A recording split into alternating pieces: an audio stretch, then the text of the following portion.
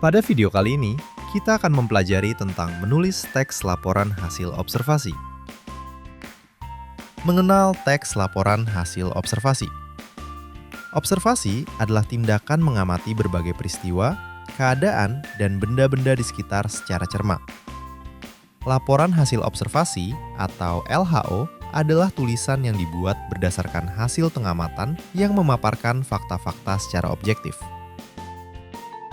Ciri-ciri kalimat objektif. Berisi fakta yang dapat dibuktikan kebenarannya. Tidak dipengaruhi pendapat atau pandangan pribadi. Menyampaikan informasi sesuai fakta tanpa ditambah atau dikurangi. Tidak menggunakan kata-kata subjektif dan kata-kata beremotif atau makna kiasan.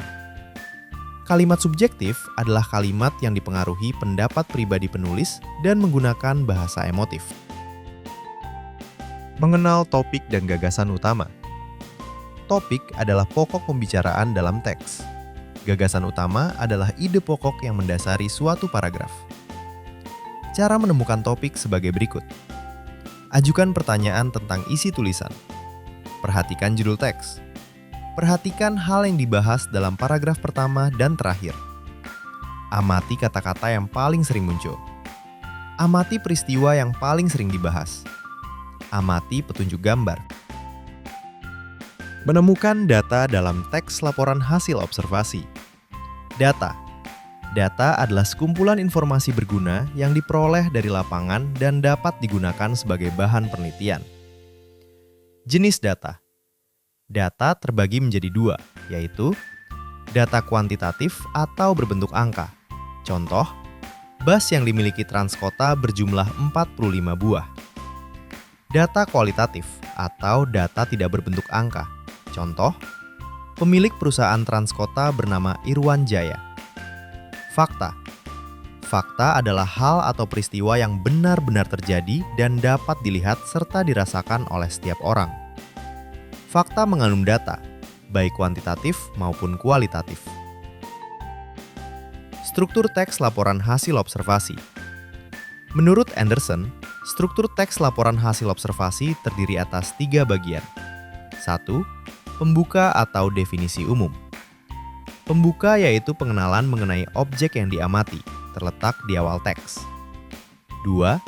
Isi atau deskripsi bagian. Isi adalah penjelasan lebih terperinci mengenai objek yang diamati, mengandung fakta. 3.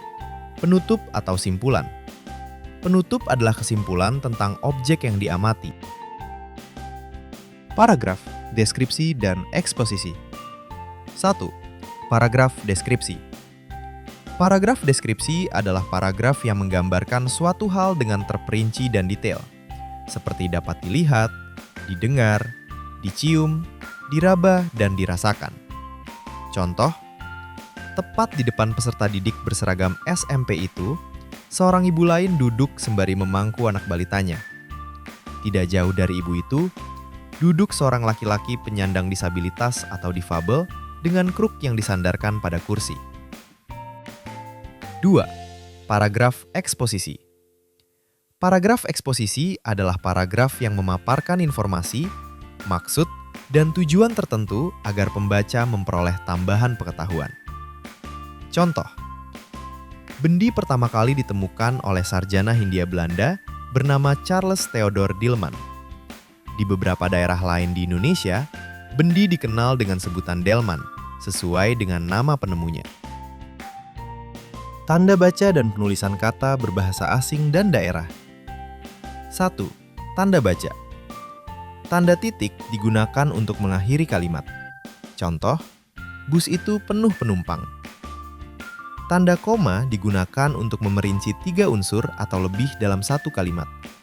Contoh, harga beras, minyak goreng, gula, dan kebutuhan pokok lainnya stabil.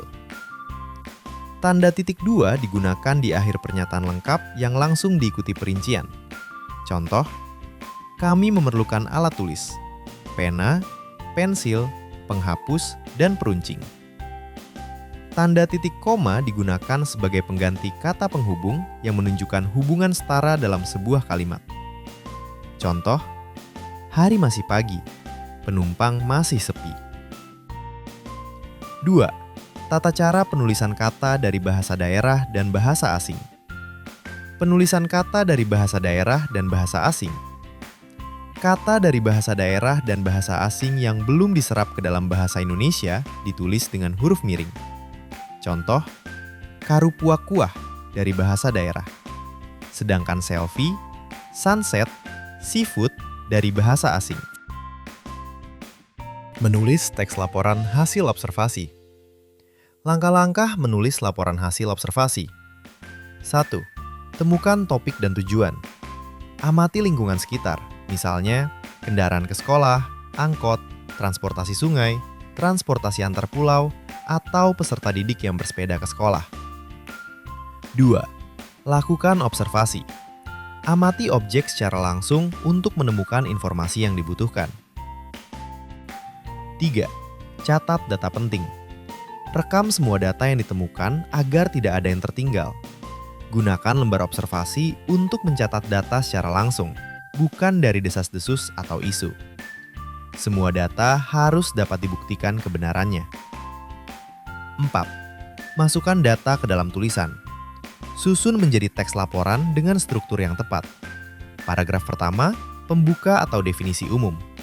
Paragraf kedua dan seterusnya, isi atau deskripsi bagian. Paragraf terakhir, penutup atau simpulan. Demikian penjelasan tentang menulis teks laporan hasil observasi. Terima kasih telah menonton video ini. Semoga bermanfaat untuk kalian.